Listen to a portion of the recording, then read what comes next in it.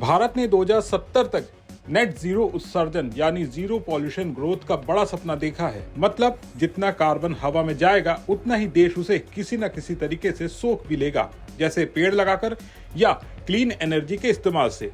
अब ये सुनने में तो अच्छा लगता है, लेकिन असल में इतनी बड़ी आबादी और बढ़ते उद्योगों के बीच ऐसा करना आसान नहीं है। सरकार भी चाहती है कि अर्थव्यवस्था आगे बढ़े, लेकिन प्रदूषण कम हो।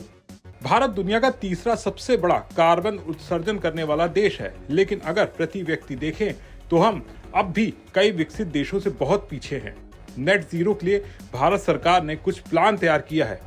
इसके मुताबिक साल 2030 तक 500 गीगावाट तक नॉन फॉसिल बिजली क्षमता हासिल करने का लक्ष्य है। 2030 तक जीडीपी की इमिशन इंटेंसिटी को 2005 के स्तर से करीब 45% कम करने का लक्ष्य है। नेट जीरो के लक्ष्य को हासिल करने के लिए रिन्यूएबल एनर्जी कैपेसिटी बढ़ाने पर भी जोर दिया जा रहा है। बीते 10 साल में क्लीन एनर्जी क्षमता में 3 गुना से ज्यादा इजाफा देखने को मिला है। इस बीच बड़ी कंपनियां भी अब ग्रीन होने की बात करने लगी हैं और अमेज़न उनमें से एक है। अमेज़न ने 2019 में द क्लाइमेट प्लेज नाम का एक वादा किया था। कंपनी का कहना है उसने दुनिया भर में 100% रिन्यूएबल एनर्जी का लक्ष्य हासिल कर लिया है। भारत में भी अमेज़न अब सबसे बड़ी कॉर्पोरेट रिन्यूएबल एनर्जी खरीदार बन चुकी है।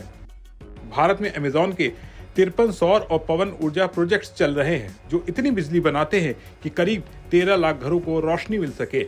सुनने में बड़ा आंकड़ा है ना? लेकिन सवाल यही है, क्या इससे भारत की कोयले पर चलने वाली बिजली व्यवस्था में कोई बड़ा बदलाव आएगा?